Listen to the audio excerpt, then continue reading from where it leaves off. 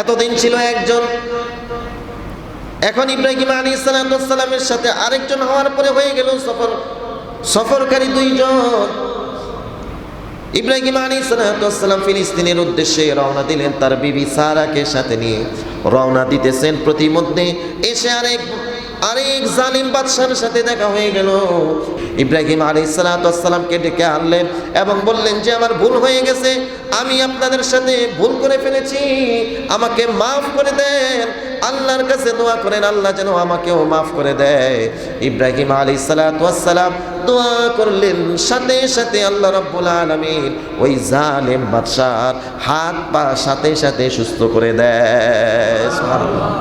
এই বাদশা সুস্থ হওয়ার পরে এখন ইব্রাহিম আলাইহিস সালামকে প্রস্তাব করলেন, আপনার মতো এত নেককার এবং বরকতময় মানুষ এই জমিনে আরেকজন নাই। আমি আপনার কাছে একটা প্রস্তাব রাখতে চাই। প্রস্তাবটা হলো, আমার একটা মেয়ে আছে, সেই মেয়ের নাম হলো হাজেরা। কোরআনে আসছে হাজের। সেই হাজেরাকে আমি আপনার সাথে বিয়ে বন্ধনে আবদ্ধ করে দিতে চাই। जिसे दिल में हासिल नहीं लाखों मिन हो मगर ईमन में कामिल नहीं बलगल उला बिकमालिही कशफत तुजा बिजमालिही हसनत जमीउ खिसालिही सल्लु अलैहि व आलिहि ला इलाहा इल्लल्लाह ला इलाहा ला इलाहा इल्लल्लाह ला इलाहा इल्लल्लाह ला ইলাহা ইল্লাল্লাহ।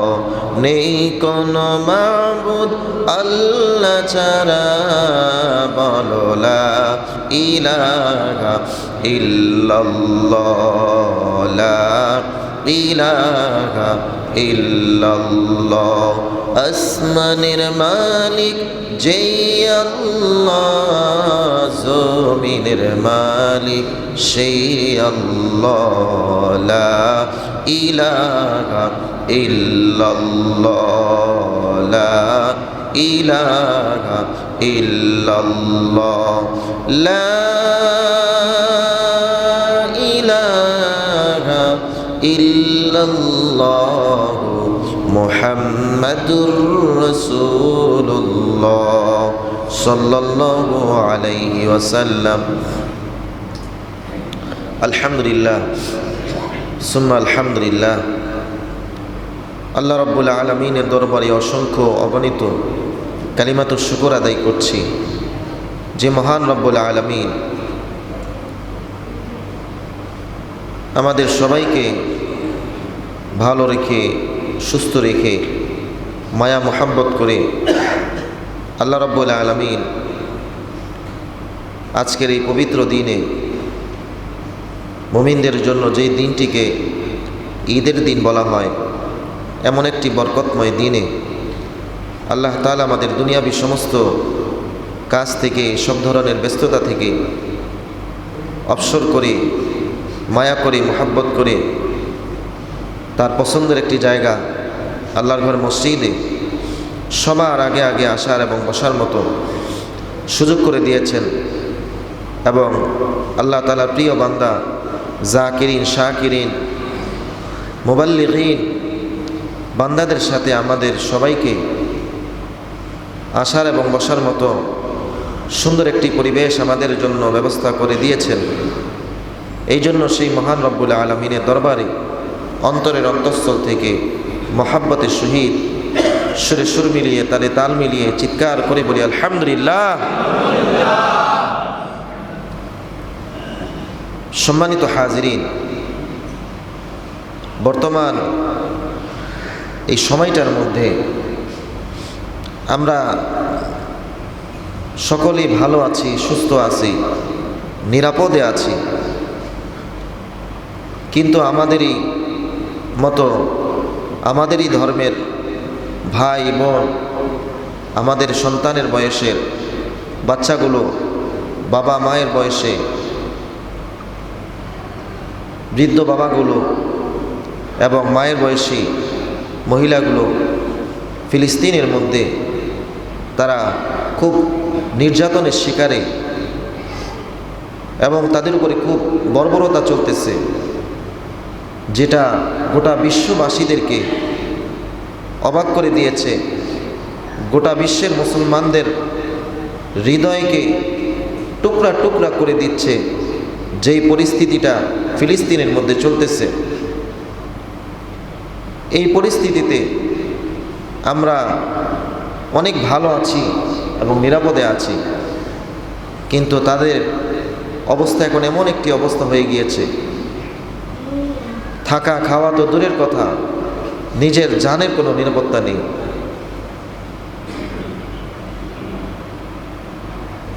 এই একটা পরিস্থিতির মধ্যে ফিলিস্তিনের মুসলমানগুলো তারা দিন কাটাচ্ছে। যে কোনো সময় তাদের দুনিয়া থেকে চলে যেতে হবে, যে কোনো সময় মা হারা হয়ে যেতে হবে, যে কোনো সময় সন্তান হারা হয়ে যেতে হবে, যে কোনো সময় নিজের সহধর্মিনী স্ত্রী হারা হয়ে যেতে হবে, যে কোনো সময় তারা স্বামী হারা হয়ে যেতে পারে। এই একটা আতঙ্ক নিয়ে ফিলিস্তিনের মুসলমানগুলো তারা দিন কাটাচ্ছে, ঠিক কিনা বলে? আমরা তাদের জন্য কি করছি? আসলে ফিলিস্তিনটা কেন এত উল্লেখযোগ্য? আল্লাহ রাব্বুল আলামিন এই পৃথিবীর মানচিত্রের মধ্যে ফিলিস্তিনের জমিনটাকে আল্লাহ তাআলা বরকতময় একটা জমিন হিসেবে চিহ্নিত করেছেন এবং সেটাকে একটা মর্যাদা এবং স্থান দিয়েছেন। সেই ফিলিস্তিনের জমিনের ব্যাপারে আল্লাহ রাব্বুল আলামিন কোরআনের মধ্যে ঘোষণা দিয়েছেন যে এই জমিনটা হচ্ছে বরকতময় একটি জমিন, এই জমিনটা হচ্ছে পবিত্র একটা জমিন। এই জমিনের কথা আল্লাহ রাব্বুল আলামিন পবিত্র কালামের মধ্যে সুন্দর করে বলে দিয়েছেন। আল্লাহ তাআলা বলেন, ইয়া কওমি দুখুলুল আরদাল মুকদ্দাসাতাল্লাতী কাতাবাল্লাহু লাকুম ওয়া লা তারতাদ্দু আলা আদবারিকুম ফাতানকালিবু খাসিরিন। আল্লাহ রাব্বুল আলামিন এই জমিনের ব্যাপারে, ফিলিস্তিনের ভূখণ্ডের ব্যাপারে আল্লাহ তাআলা কোরআনের মধ্যে বলেন, নবীর মাধ্যমে বলিয়ে দিচ্ছেন, ইয়া কওম, হে আমার কওম, উদখুলুল আরদ মুকদ্দাসাতাল্লাতী কাতাবাল্লাহু লাকুম, যেই জমিনটাকে আল্লাহ রাব্বুল আলামিন নির্দিষ্ট করে দিয়েছেন পবিত্র জমিন হিসেবে, এই জমিনের মধ্যে তোমরা প্রবেশ করো, এই জমিনের দিকে তোমরা অগ্রসর হও। কাতাবাল্লাহু লাকুম, যেই জমিনটাকে আল্লাহ তাআলা তোমাদের জন্য উর্বর করে দিয়েছেন, মুসলমানদের জন্য চিহ্নিত করে দিয়েছেন, এই জমিনের মধ্যে তোমরা অনুপ্রবেশ করো, তোমরা দলে দলে ফিলিস্তিনে যাও। ওয়ালা তারতাদ্দু আলা আদবারিকুম, খবরদার এই বাইতুল মুকদ্দাসের এই জমিন থেকে তোমরা পিছ পা হয়েও না, পিঠ দেখিয়ে এখান থেকে তোমরা সরে যেও না। যদি সরে যাও, আলা আদবারিকুম ফাতানকালিবু খাসিরিন, যদি এখান থেকে পিঠ দেখিয়ে যদি এখান থেকে তোমরা পিছ পা হয়ে যাও, দূরে সরে থাকো, তাহলে জেনে রেখো ফাতানকালিবু খাসিরিন, তোমরা অচিরেই ক্ষতিগ্রস্তের মধ্যে তোমরা নিমজ্জিত হবে। নাউজুবিল্লাহ। আজকের অবস্থা দেখেন, ইহুদিরা, ইসরায়েলেরা তারা ফিলিস্তিনের জমিনটাকে দখল করার জন্য এবং মুসলমানদেরকে সেখান থেকে নিশ্চিহ্ন করে দেওয়ার জন্য কত ধরনের তারা নির্যাতন জুলুম করতেছে, কতভাবে তারা মুসলমানদেরকে মেরে ফেলতেছে।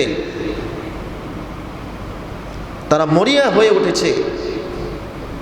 মূল মাকসাদ তাদের বাইতুল মুকদ্দাসকে দখল করা নয়, বরং এটা হচ্ছে যে তাদের শুরু এই জমিনটাকে দখল করবে এবং এখান থেকে গোটা বিশ্বকে তারা দখল করবে। বিতর্কত আরেকটা মাকসাদ তাদের হচ্ছে এই বাইতুল মুকাদ্দাসকে দখল করে তারা সেখানে তাদের রাজত্বকে কায়েম করে সেখান থেকে মদিনাতুল মুনাওয়ারা, যেখানে সরকারে তো আলম, গোটা মানব জাতির সর্দার, গোটা মানব জাতির মধ্যে সবথেকে উত্তম মানব, যা স্থান হচ্ছে আল্লাহ রাব্বুল আলামিনের পরে দুনিয়া এবং আখিরাতের মধ্যে নবী মুহাম্মদ মুস্তাফা আহমদে মুস্তাফা সাল্লাল্লাহু আলাইহি ওয়াসাল্লাম যেই জমিনে শুয়ে আছেন, সেই জমিনকে তারা তাদের দখল করাই হচ্ছে তাদের মূল মাকসাদ। এই বাইতুল মুকাদ্দাসের মধ্যে আল্লাহ তাআলা কত ইতিহাস রচিত করেছেন। এই জমিনটাকে আল্লাহ রাব্বুল আলামিন পবিত্র জমিন হিসেবে আখ্যায়িত দিয়েছেন। শুধু তাই নয়, এই মসজিদে আকসার আশপাশ এলাকাটার মধ্যে বহু অসংখ্য অগণিত নবী রাসূলদের ইতিহাস সেখানে বিজড়িত রয়েছে। অনেক নবীদের কবর সেখানে রয়েছে। সুবহানাল্লাহ বলি। আল্লাহ রাব্বুল আলামিন এই জন্যই বলেন, ওয়ানাজ্জাইনাহু ওয়া লূতান ইলাল আরদিল্লাতী বারাকনা ফীহা লিল আলামিন। ওয়ানাজ্জাইনাহু ওয়া লূতান ইলাল আরদিল্লাতী বারাকনা ফীহা লিল আলামিন। অনেক নবী রাসূল পৃথিবীর অনেক জায়গায় জন্মগ্রহণ করেছেন, কিন্তু আল্লাহ রাব্বুল আলামিন, আল্লাহ তাআলার ইচ্ছা ছিল তাদেরকে হিজরত করাবেন। এখানে নবী রাসূলদের একটা ইতিহাস আল্লাহ রাব্বুল আলামিন এই জমিনের মধ্যে করবেন। এই জন্য অনেক নবী রাসূলদের জন্ম বিভিন্ন জায়গায় হওয়া সত্ত্বেও আল্লাহ রাব্বুল আলামিন তাদেরকে বাইতুল মুকাদ্দাসের দিকে হিজরত করিয়েছেন। যেমনিভাবে উল্লেখযোগ্য আমাদের পিতা হযরত ইব্রাহিম নবী আলাইহিস সালাতু ওয়াস সালাম, তিনি বাইতুল মুকাদ্দাসের দিকে হিজরত করেছেন আল্লাহ রাব্বুল আলামিনের নির্দেশে। হযরত ইব্রাহিম আলাইহিস সালাতু ওয়াস সালাম যখন নমরুদের সাথে তার বনাবনি হয় না, যখন নমরুদের সাথে ইব্রাহিম আলাইহিস সালাতু ওয়াস সালামের বনাবনি হয় না, আল্লাহ রাব্বুল আলামিন শেষ পর্যায়ে নমরুদের বিরুদ্ধে একটা মশাকে লাগিয়ে দিয়ে ইব্রাহিম আলাইহিস সালাতু ওয়াস সালামকে বললেন, ও আমার খলিল, নমরুদকে সাইজ করার জন্য আমার একটা মশাই যথেষ্ট। নমরুদকে মারছে কেমনে? একটা মশা দিয়ে। আল্লাহ রাব্বুল আলামিন বললেন, ও আমার খলিল, অনেক কিছু করেছে, অনেক যুদ্ধ কলহ তার সাথে করেছ, অনেক বুঝিয়েছ, কিন্তু এটা মানুষ হওয়ার মতো না, এটা সোজা হওয়ার মতো না, এটার কপালে হেদায়েত নাই, এটার পিছনে সময় নষ্ট করার দরকার নাই। এটার জিম্মাদারি একটা মশার কাঁধে দিয়ে দিলাম। একটা মশাই এটার জন্য যথেষ্ট। ওই মশাই তাকে সাইজ করবে। তোমাকে আমি নির্দেশ করতেছি, তুমি জলদি করে যাও, বাইতুল মুকাদ্দাসের দিকে তুমি হিজরত করো, তুমি ফিলিস্তিনের দিকে হিজরত করো। তখন বাইতুল মুকাদ্দাস সেখানে ছিল না। ইব্রাহিম আলাইহিস সালাতু ওয়াস সালামকে আল্লাহ রাব্বুল আলামিন নির্দেশ দিলেন যুবক বয়সে, ও আমার খলিল, যাও তুমি ফিলিস্তিনের দিকে হিজরত করো। আল্লাহ রাব্বুল আলামিনের নির্দেশে হযরতে ইব্রাহিম আলাইহিস সালাতু ওয়াস সালাম বহু দেশকে পানি দিয়ে, হাজার হাজার মাইলকে পানি দিয়ে ফিলিস্তিনের দিকে তিনি ফিলিস্তিনের উদ্দেশ্যে রওনা দিলেন। আল্লাহ রাব্বুল আলামিনের নির্দেশ রক্ষা করার জন্য, আল্লাহ রাব্বুল আলামিনের আদেশকে পালন করার জন্য তার খলিল, তার বন্ধু ফিলিস্তিনের দিকে তিনি পাড়ি জমাইতে লাগলেন। যখন তিনি পাড়ি জমাইতেছিলেন, কোনো বর্ণনার মধ্যে আসে, ইতিহাসের পাতায় কোনো জায়গায় বর্ণনা হয়েছে, নমরুদের মেয়ে সারা বিবি সারা, সে নমরুদের মেয়ে ছিল। নমরুদের মেয়ে ইব্রাহিম আলাইহিস সালাতু ওয়াস সালামকে এসে বলতেছেন, ও আল্লাহর বন্ধু, আল্লাহর খলিল, আমার বাবা আল্লাহকে চিনে না, আমার বাবা নবীকে চিনে নাই, আমার বাবার কপালে হেদায়েত নাই, আমি এই বেঈমানের সাথে থাকতে পারবো না, আমাকেও আপনার সফরের সঙ্গিনী বানিয়ে, আপনার বিবি বানিয়ে আমাকেও আপনার সাথে নিয়ে চলেন। এটা একটা বর্ণনা। আরেকটা বর্ণনা হচ্ছে হযরত ইব্রাহিম আলাইহিস সালাম যখন ফিলিস্তিনের উদ্দেশ্যে রওনা দেন, যখন তিনি ইরাকে এসে পৌঁছান, তখন সেখানকার এক বাদশার মেয়ে ছিল। ওই বাদশার মেয়ে প্রতিদিন রাত্রি স্বপ্নে দেখত যে আল্লাহ রাব্বুল আলামিন ওই মেয়ের জন্য একটা যুবককে আল্লাহ তাআলা চয়েস করেছে। সেই যুবক নুরানি চেহারা, বরকতময় চেহারা, যার নাম হচ্ছে হযরত ইব্রাহিম আলাইহিস সালাম। সুবহানাল্লাহ। ওই মেয়ে স্বপ্নের মধ্যে প্রতিদিন ইব্রাহিম আলাইহিস সালামের নুরানি চেহারা দেখেন, আর গায়বীভাবে আওয়াজ আসে, এই যুবকের নাম হলো ইব্রাহিম, তোমারও যদি বিয়ে হয় এই যুবকের সাথে তুমি বিয়ে বসবা। সকালবেলা উঠে বাবার কাছে বায়না ধরে, প্রতিদিনই একই বায়না ধরে, ও বাবা আমাকে যদি বিয়ে দাও, আমাকে যদি বিয়ে দিতেই হয়, আমি যাকে প্রতিদিন স্বপ্নে দেখি তার সাথেই আমার বিবাহটা দিবা, এছাড়া আমি আর অন্য কাউকে বিয়ে করব না, অন্য কোনো পুরুষের সাথে আমার বিয়ে যেন না হয়। বাবার কাছে বায়না রেখেছেন মেয়ে। বাবা এখন কি করবেন, মেয়েরও বয়স হয়ে যাইতেছে। এই জন্য বাবা একদিন ইচ্ছা করলেন তার রাজ্যে যত পুরুষ রয়েছে সমস্ত পুরুষদের কাছে খবর পৌঁছাইল, এলাকার মধ্যে, রাজ্যের মধ্যে যতগুলো যুবক রয়েছে সবাই এসে তোমরা বিয়ের ইন্টারভিউ দাও। কিসের ইন্টারভিউ? বিয়ের ইন্টারভিউ। আমার মেয়ে যাকে পছন্দ করবে তার সাথেই আমার মেয়ের বিয়ে দেব। তখন সেই রাজ্যের যত রাজা বাদশার সন্তান ছিল, ছেলে ছিল, সবাই এসে ওই সারা বিবি সারার বাড়িতে এসে তারা বিয়ের ইন্টারভিউর জন্য সিরিয়ালে দাঁড়াইলেন। সন্ধ্যা হয়ে গেল, আর এই দিক দিয়ে ইব্রাহিম আলাইহিস সালাম যখন সারা বিবি সারার বাড়ির সামনে দিয়ে যায়, যখন দেখে বাড়ির সামনে অনেক ভিড় জমে আছে, তিনি কৌতূহলবশত জিজ্ঞাসা করলেন, এখানে তো ভিড় কেন, এখানে কি হয়েছে? তখন লোকেরা বলল, এখানে বাদশার মেয়ের পাত্রের ইন্টারভিউ চলতেছে। আল্লাহ রাব্বুল আলামিনের কাছে নির্দেশ, আল্লাহ রাব্বুল আলামিনের সাথে ইব্রাহিম আলাইহিস সালাম পরামর্শ করলেন। আল্লাহ রাব্বুল আলামিন বললেন, ও আমার খলিল, যত মানুষ হয়েছে, যারা যারা বিয়ের ইন্টারভিউ দেওয়ার জন্য এখানে আসছে, কিন্তু এখানে তোমাকে চয়েস করা হবে, এই জন্য তুমিও সিরিয়ালে দাঁড়িয়ে যাও। ইব্রাহিম আলাইহিস সালাম ফিলিস্তিনের উদ্দেশ্যে একা রওনা দিয়েছেন। তিনি ফিলিস্তিন যাবেন, তো আল্লাহ রাব্বুল আলামিন তার সফর সঙ্গী করার জন্য আরেকজন দরকার আছে না? সুখ দুঃখের একটু গল্প করার জন্য একটা মানুষের তো দরকার আছে। একা মানুষ কেমনে সফর করে? ইব্রাহিম আলাইহিস সালাম যখন লাইনে দাঁড়ালেন, লাইনের মধ্যে রাজা বাদশাদের সন্তান রয়েছে, কি সুন্দর পোশাক আশাক, কিন্তু ইব্রাহিম আলাইহিস সালামের পোশাকটা এত সুন্দর না। পোশাক আশাক দেখে সবাই বলতেছেন, এই যুবক তুমি এখানে দাঁড়াইছো কেন? তোমার তো স্থান এখানে না, তোমাকে তো ডাকা হয় নাই। দেখো না, লাইনের মধ্যে যারা দাঁড়িয়েছে সবগুলো হলো রাজপুত্র, সবাই রাজপুত্র, তুমি এখানে কেন দাঁড়াইছো?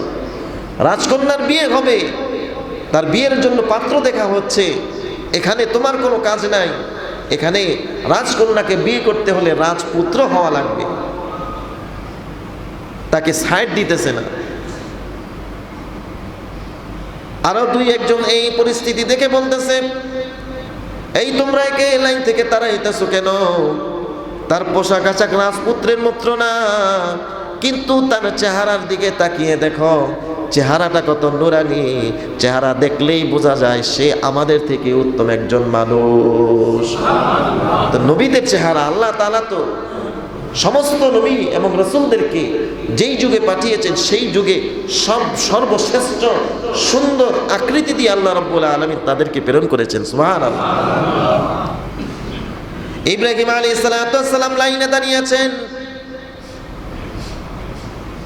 বিবি সারা একে একে সবাইদেরকে দেখতেছেন।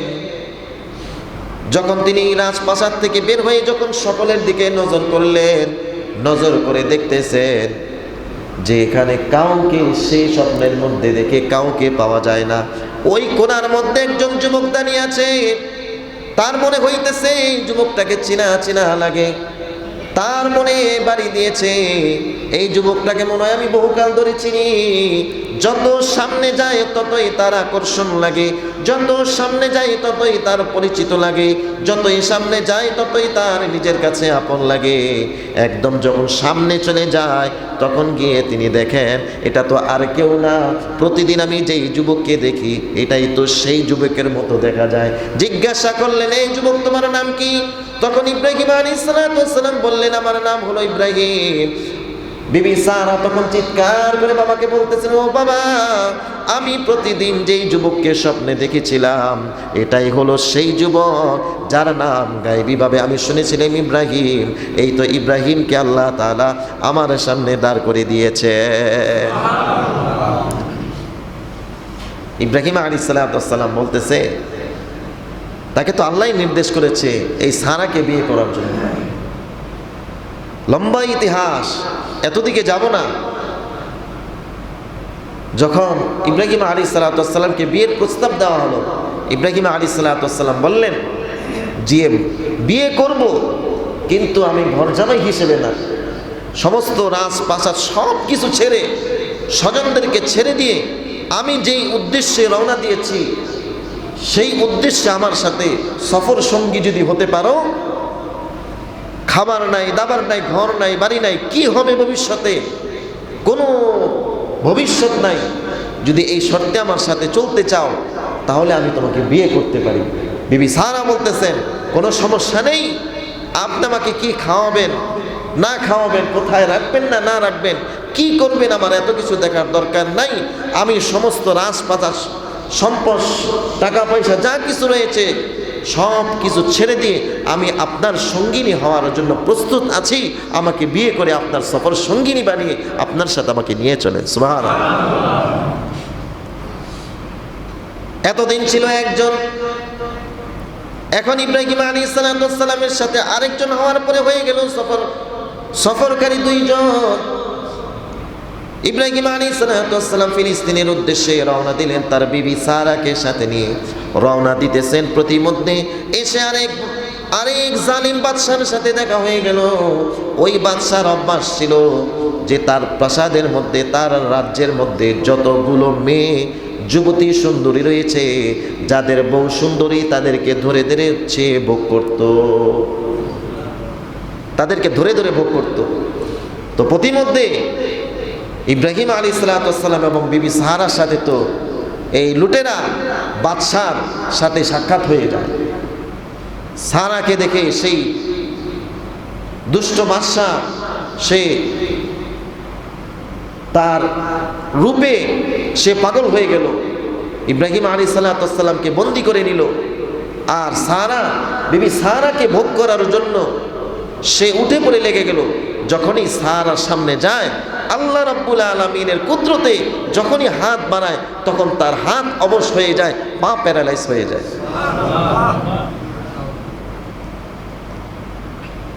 সারাকে বলে যে আমার ভুল হয়ে গেছে, আল্লাহর কাছে দোয়া করো, রব্বুল আলামিনের কাছে দোয়া করো, আল্লাহ যেন আমাকে মাফ করে দেয়।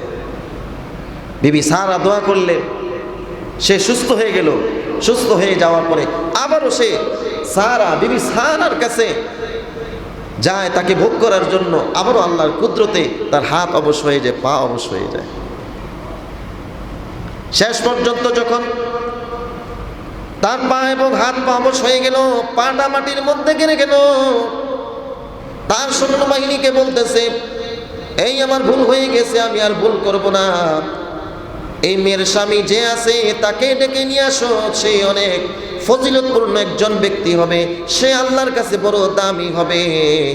আমি তার সঙ্গিনীর সাথে অপরাধ করতে গিয়েছিলাম, আমার শাস্তি হয়েছে, আমি তার কাছে ক্ষমা চাবো, তার বিবির কাছে ক্ষমা চাবো। তারা যদি দোয়া করে তা হইতে পারে তাদের দোয়ার কারণে তারা যদি মাফ করে দেয়, তারা মাফ করলে আল্লাহও মাফ করে দিবে।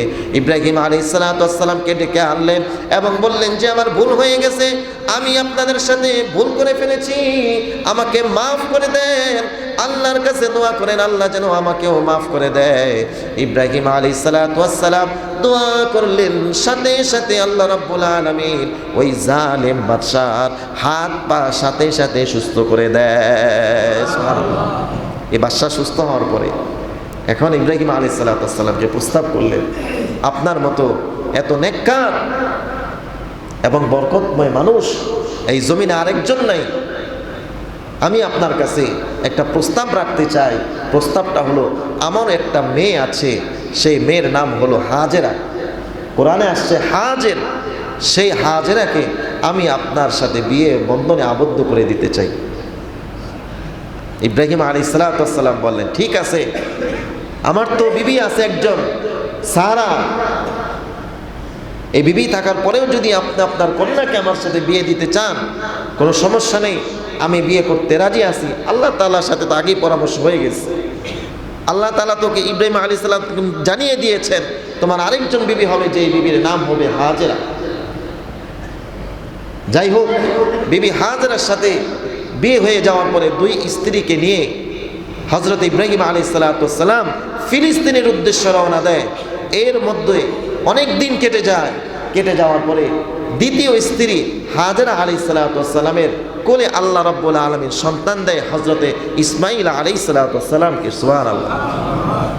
সন্তানকে পেয়ে এই বিবি হাজেরার প্রতি ইব্রাহিম আলাইহিস সালামের মায়াটা মহব্বতটা একটু বেশি হয়ে যায়। আল্লাহ তাআলা যখন দেখলেন আমার বন্ধু খলিল বিবিকে, বাচ্চাকে খুব মায়া করতেছেন, মহব্বত করতেছেন, আল্লাহ তাআলা তো একটা নিয়ম হচ্ছে তার প্রিয়দেরকে সবসময় পরীক্ষার মধ্যে আল্লাহ তাআলা ঢেলে রাখেন, সবসময় তাদেরকে পরীক্ষা দিয়ে রাখেন। আল্লাহ যাকে যত বেশি ভালোবাসেন তাকে আল্লাহ তাআলা তত বেশি পরীক্ষা দেন। এই পরীক্ষা দেওয়ার মাকসাদ হচ্ছে আল্লাহ রাব্বুল আলামিন এই পরীক্ষার মাধ্যমে বান্দা যখন দেখে যে এই পরীক্ষায় উত্তীর্ণ হয়ে যায়, আল্লাহ তাআলা এই পরীক্ষার মাধ্যমে ওই বান্দা বান্দিকে যেই অবস্থানে ছিল সেই অবস্থান থেকে আরও অনেক আল্লাহ তাআলা তার মান মর্যাদা সব কিছু আল্লাহ তাআলা বাড়িয়ে দেন। সুবহানাল্লাহ। ইব্রাহিম আলাইহিস সালামকে আল্লাহ তাআলা আদেশ করলেন, ও ইব্রাহিম, তোমাকে তো আমার খলিল বানিয়েছি, এখন আমি পরীক্ষা করতে চাই। বহু পরীক্ষা তোমার উপরে আমি করেছি, আগুনে ফেলে তোমাকে পরীক্ষা করেছি, আরো বহু ধরনের পরীক্ষা তোমাকে করেছি। এবার একটা পরীক্ষা আমি তোমাকে করতে চাই। তোমার সন্তান ইসমাঈল এবং তোমার বিবি হাজেরা, এই দুইজনকে তুমি মক্কা নগরীর মধ্যে রেখে আসো। যদি আমাকে ভালোবাসো, যদি আমাকে তাদের থেকে বেশি ভালোবাসো, তাহলে আমার মহব্বতে, আমার ভালোবাসায় তোমার বিবি হাজেরা এবং তোমার সন্তান ইসমাঈলকে মক্কা নগরীর মধ্যে রেখে আসো। ইব্রাহিম আলাইহিস সালাম মক্কা নগরীতে রেখে আসলেন। আল্লাহ রাব্বুল আলামিন সেই মক্কা নগরীকে, সেখানে বাইতুল্লাহ নির্মাণ করে সেই এলাকাকে দামি করলেন। সেখানে জমজমের কূপ বানিয়ে আল্লাহ রাব্বুল আলামিন সেই এলাকাকে দামি করলেন। সেই এলাকার মধ্যে আল্লাহ রাব্বুল আলামিন জবাইরের মাধ্যমে মিনা মুজদালিফার দামকে বাড়িয়ে দিলেন। আল্লাহ রাব্বুল আলামিন সেখানে সফা মারওয়ার মধ্যে বিবি হাজেরা দৌড়াদৌড়ির কারণে সেই সফা মারওয়ার জমিনটাকে আল্লাহ রাব্বুল আলামিন দামি বানিয়ে দিলেন। আমাদের হজ এবং উমরার রুকনগুলা কি কি? সফা মারওয়া দৌড়াদৌড়ি করা, মিনা মুজদালিফায় গিয়ে কি করা? কুরবানি করা, এবং উমরা করে বা হজ করার পরে জমজমের পানি পান করা, এটাই তো আমাদের। এইগুলো আল্লাহ রাব্বুল আলামিন এগুলোকে করিয়েছেন বিবি হাজেরা এবং হযরত ইসমাঈল আলাইহিস সালাম, ইব্রাহিম আলাইহিস সালাম, এদের মাধ্যমে সেই জায়গাকে আল্লাহ তাআলা উর্বর করে দিলেন, দামি করে দিলেন। যার কারণে, যার ফলশ্রুতিতে এখন কিয়ামত পর্যন্ত সেই জমিনের জন্য প্রত্যেকটা মুসলমানের ভিতরে একটা আকাঙ্ক্ষা থাকে। ঠিক কিনা বলেন? সবাই আল্লাহর কাছে দোয়া করে, আল্লাহ মৃত্যুর আগে হলেও তোমার ঘর বাইতুল্লাহ জিয়ারত না করিয়ে মৃত্যু দিবা না। ঠিক কিনা বলেন? তো এই দিক দিয়ে তো বাকি আছে আরেক বিবি ফিলিস্তিনের মধ্যে। বিবিকে সারা, বিবি সারা, এই বিবির কোলে তো আল্লাহ সন্তান দেয়নি। যখন এদেরকে মক্কায় রাখলেন, রাখার পরে যখন ফিলিস্তিনের মধ্যে সারা, বিবি সারার কাছে গেলেন, তখন বিবি সারা বলছেন, ও নবী, ও আল্লাহর পয়গম্বর, ও আল্লাহর খলিল, আপনার স্ত্রী বিবি হাজেরার জন্য আপনি দোয়া করেছেন, তার কোলে আল্লাহ তাআলা একজন নবী পাঠিয়েছেন ইসমাঈলকে, এবং তার মাধ্যমে আপনি বাইতুল্লাহ নির্মাণ করলেন। আমারও ইচ্ছা আপনি দোয়া করেন আল্লাহর কাছে, আমার কোলেও যেন আল্লাহ তাআলা একটা নেক সন্তান দেয়, একজন নবী দেয়, সেই নবীর মাধ্যমে এই ফিলিস্তিনের মধ্যে আপনি একটা মসজিদ নির্মাণ করেন। মুসলমান খুব ভালো করে শোনেন, আল্লাহ রাব্বুল আলামিনের কাছে দোয়া করলেন ইব্রাহিম আলাইহিস সালাতু ওয়াস সালাম, ওগো আল্লাহ, তুমি আমার ডাক শুনেছো, তুমি আমার ডাক কবুল করেছো, আমার বিবি হাজেরার কোলে ইসমাইলকে দান করেছো, ইসমাইলের মাধ্যমে তুমি তোমার ঘরকে নির্মাণ করেছো, আমার সহযোগী হিসেবে ইসমাইলকে তুমি আমাকে দান করেছো। ফিলিস্তিনের মধ্যেও আমার ইচ্ছা আমার এই বিবির কোলে সারার কোলেও তুমি একজন নবী সন্তান দান করো। আল্লাহ রাব্বুল আলামিন নবীর এই দোয়া কবুল করে হযরতে ইসহাক আলাইহিস সালাতু ওয়াস সালামকে বিবি সারার কোলে দান করে দিলেন। এরপরে আল্লাহ রাব্বুল আলামিন ইব্রাহিম আলাইহিস সালাতু ওয়াস সালামের মাধ্যমে মসজিদে আকসাকে আল্লাহ তাআলা পুনর্নির্মাণ করে সেই ফিলিস্তিনের মধ্যে তার সহযোগী হিসেবে তার সন্তান ইসহাক আলাইহিস সালাতু ওয়াস সালাম এবং ইব্রাহিম আলাইহিস সালাতু ওয়াস সালামের মাধ্যমে আমাদের প্রথম কিবলা মসজিদে আকসাকে আল্লাহ তাআলা এই দুই নবীর মাধ্যমে আল্লাহ তাআলা পুনর্নির্মাণ করে মুসলমানদের জন্য নিদর্শনের জায়গা করে দিলেন। সুবহানাল্লাহ। এই হচ্ছে যে নবীদের অনেক ইতিহাস এই মসজিদে আকসার সাথে জড়িত। আল্লাহ রাসূল যখন সুলাইমান আলাইহিস সালাতু ওয়াস সালাম এই মসজিদে আকসাকে নির্মাণ করেন, ইব্রাহিম আলাইহিস সালাতু ওয়াস সালামের পরে যখন হযরত সুলাইমান আলাইহিস সালাতু ওয়াস সালাম মসজিদে আকসাকে নির্মাণ করেন, তখন আল্লাহ রাব্বুল আলামিনের কাছে তিনটা দোয়া করেছিলেন। এক নম্বর দোয়া হচ্ছে সুলাইমান আলাইহিস সালাতু ওয়াস সালাম আল্লাহর কাছে দোয়া করেছিলেন, ওগো আল্লাহ, আমি যেই কোনো ফয়সালা নিব এই ফয়সালাটা যেন তোমার মতো হয়, অর্থাৎ তুমি যেমন ফয়সালা চাও আমি যেই ফয়সালা নেই সেটা যেন তোমার মত অনুসারে হয়, তুমি যেমনটা চাও এমন ফয়সালা তুমি আমার মাধ্যমে সব জায়গায় নেওয়াবা। আল্লাহ তাআলা এই দোয়া কবুল করেছেন। দুই নম্বর দোয়া হচ্ছে ওগো আল্লাহ, আমাকে এমন রাজত্ব দান করবা যেই রাজত্ব যেন আর কেউকে দান না করো। যার ফলশ্রুতিতে সুলাইমান আলাইহিস সালাতু ওয়াস সালামকে আল্লাহ তাআলা এমন রাজত্ব দান করেছেন যে রাজত্ব অন্যান্য নবী রাসূল কাউকে দান করা হয় নাই। সুলাইমান আলাইহিস সালাতু ওয়াস সালাম পশু পাখির ভাষা বুঝতেন। সুলাইমান আলাইহিস সালাতু ওয়াস সালাম জিন্নাতদের রাজত্ব করেছেন। সুলাইমান আলাইহিস সালাতু ওয়াস সালামকে আল্লাহ তাআলা অনেক গুণে গুণান্বিত করেছেন, বহু হায়াত তাকে আল্লাহ তাআলা দিয়েছেন। ঠিক কিনা বলেন? ইতিহাস থেকে আমরা জানতে পারি। 3 নাম্বার দোয়া করেছিলেন, ওগো আল্লাহ, এই মসজিদে আকসার উদ্দেশ্যে, অর্থাৎ এখানে নামাজ পড়ার উদ্দেশ্যে যারা আসবে এই মসজিদে, যদি নামাজ পড়ে একটা নবজাতক শিশু আজকে জন্মগ্রহণ করেছে তার যেরকমভাবে গুনাহ নাই, যারা এই মসজিদে আকসার উদ্দেশ্যে এসে এখানে নামাজ পড়বে, নামাজ পড়ার পরে তাদেরকে এরকম তুমি মাসুম বানিয়ে দিবা। সুবহানাল্লাহ। তাহলে মসজিদে আকসা কত ফজিলতপূর্ণ একটা জায়গা, ফজিলতপূর্ণ একটা স্থান। আল্লাহ রাসূল সাল্লাল্লাহু আলাইহি সাল্লাম বলেন, তার উপরে 2টা দোয়া কবুল হওয়ার সাথে সাথে আমি আশাবাদী আল্লাহ তাআলা তার এই শেষ দোয়া, অর্থাৎ যারা মসজিদে আকসায় গিয়ে নামাজ পড়বে আল্লাহ তাআলা তাদেরকে নবজাতক শিশুর মতো মাসুম বানিয়ে দেবেন। সুবহানাল্লাহ। নবী বলেন আল্লাহ তাআলা এই দোয়াও কবুল করেছেন। শুধু তাই নয়, এই মসজিদে আকসার আশপাশের মধ্যে বহু নবী রাসূলদের কবর রয়েছে। অনেক সাহাবা ইকরামদের কবর এখানে রয়েছে। শুধু তাই নয়, আল্লাহ তাআলা আমাদের নবী মুহাম্মদ মুস্তাফা আহমদে মুস্তাফা সাল্লাল্লাহু আলাইহি সাল্লামের মেরাজের মতো বরকতময় একটা ঘটনার একটা কেন্দ্রবিন্দু হচ্ছে মসজিদে আকসা। আল্লাহ তাআলা কোরআনের মধ্যে সেই ঘটনার ইঙ্গিত আল্লাহ তাআলা দিয়ে দিয়েছেন।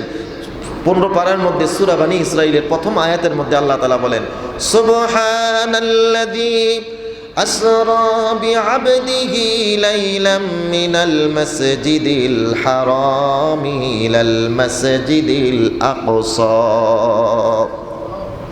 আল্লাযী বারাকনা হাওলাহু লিনুরিয়াহু মিন আয়াতিনা ইন্নাহু হুয়াস সামিউল বাসীর।